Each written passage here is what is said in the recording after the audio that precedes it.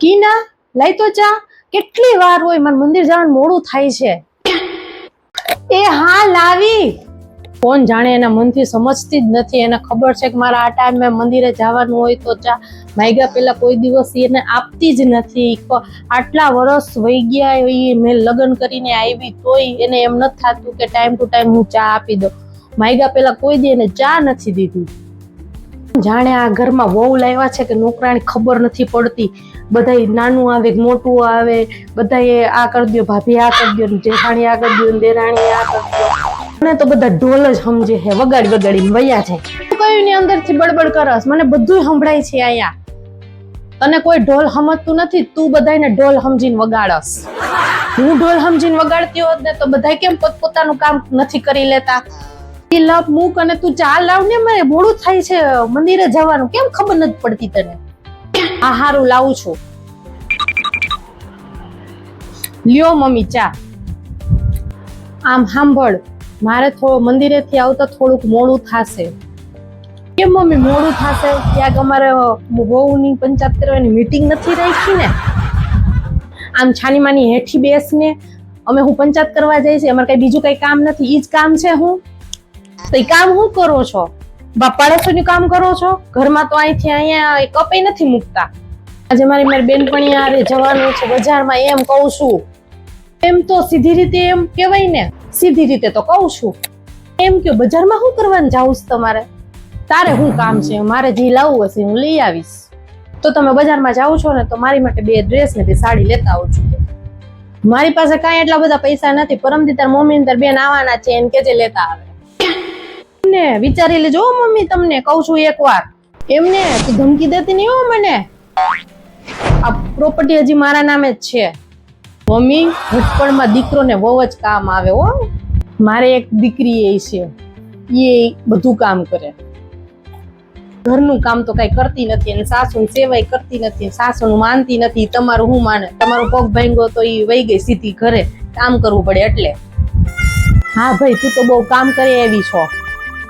હું કામ કરું કે ન કરું, પણ તમને યાદ છે તમારી દીકરી શ્રાવણ મહિને ભાગી ગઈ હતી, તમારો પગ ભાંગ્યો એટલે કામ કરવું પડે એટલે સાસરે વહી ગઈ. હજુ મારી છોકરી ન કરો, બધું ધ્યાન જ રાખું છું. હા ભાઈ, હવે ધ્યાન રાખવા વાળી મને ખબર જ છે. આખો દિવસ ગરોડીની ઘણે ભીતે ચોટેલી જ રહેશ. તો ભલે ગરોડીની જેમ ચીપકેલી હો, પણ તમે માં દીકરી સાફની ઘણે ફૂફાણા જ મારો છો. ગરોડીએ તમે બધાએ ભેગી થઈને બનાવી છે, બાકી બારા જેવી વહુ તો આખા પરિવારમાં નથી. તો ગાય જેવી છો, ખાઈ ખાઈને ઘઉંની ગુણ ખાલી કરી નાખી, એટલી ભોળી છો. હા ભલે હું ખાઉધરી રહી, પણ તમે બે તો ગાય જેવા છો ને. ત્યારે ધોળ કરી કરીને કેટલો મારો ટાઈમ વહી ગયો. મેં મારી બેનપણીને ઊભી રાખી હતી, ઈએ વહી ગઈ છે, અને ઓલા સોનીને ઊભા રાખ્યા હતા, ઈએ વહી ગયા છે. સોની? અરે સોની બોલાઈ ગયું. હા સોની ને જાઉં છું. જે લેવા જાવ ને 2 વસ્તુ લઈ આવજો, ન તો તમે અને તમારી છોકરી પહેરી નહીં શકો. હા હવે લેતી આવીશ. ચપ્પલ લાય, કેટલું મોડું થઈ ગયું છે. મારા ચપ્પલ લેતી આય. નહીં આપું, ઈ મારા સંસ્કાર નથી. સંસ્કાર વાળી ચપ્પલ પહેરવા જોઈ છે મારે. જા લેતી આય. સારું લાવું છું. લાવી પહેરી લ્યો.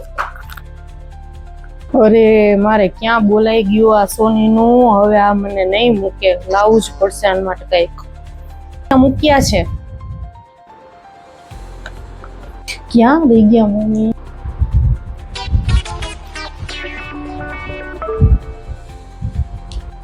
ક્યાં રહી ગયા મમ્મી? કેટલી વાર લાગી. એમ લાગે છે કે મારા માટે સોનાનો હાર ને બુટી બોંગડી કેટલું લાવશે. હજી આવ્યા નહીં, એટલું બધું લાવશે, મજા આવશે. આવું એટલે પેલા છે ને ઠંડુ ઠંડુ પાણી આપી દઈશ, અને ચા તો મેં મૂકી દીધી છે આદુવાળી મસ્ત. કેમ મનીષા તું અહીંયા બેઠી હો? મમ્મી આવી ગયા, એ બધું છોડો, તમે આ લ્યો ઠંડુ પાણી પી લ્યો. રે તો ખરી, કેટલો તડકો છે, કેટલી ગરમી છે. થોડી વાર ખાઈને તો ખરી. લઈ હવે પાણી, અને જા મારા માટે 1 કપ ચા મૂકી દે. આ લ્યો પાણી. અને ચા તો મેં પેલા જ મૂકી દીધી છે, ઉકળે છે, હમણાં લઈ આવીશ હો. અરે વાહ, તે તો મારા પેલા આવ્યા પેલા તે ચા મૂકી દીધી કીધા વગરની. શું વાત કહેવાય. એ તો મારી ફરજ છે મમ્મી. લે ગીને જો તારા માટે અને મારી દીકરી માટે ચાંદીની કડલી, એક તારી અને એક એની. ઈ કેદુની કેતી હતી કે મારી પાસે ચાંદીની કડલી નથી એટલે લઈ આવી. હાલે હા, ઈ કેદુની કેતી હતી એની પાસે નહોતી એટલે લઈ આવી. એક તારી ને એક એની છે. ચા મારા માટે ચા તો લેતી આય. ઉકળે છે, ગારી અને પી લેજો, નથી લઈ. ફરજ બરજ તો કાંઈ નથી. પાણી આલ્યું ને ચા આલ્યું અને આ તો સોનીનું બોલાઈ ગયું એટલે, નકર તો કાંઈ લાવત ને. આ તો એટલે લેવી પડી ચાંદીની કડલી. અને મારી દીકરી હાટુ તો હું લાવી છું સોનાની બંગડી. ઈ તો તને બતાવાય.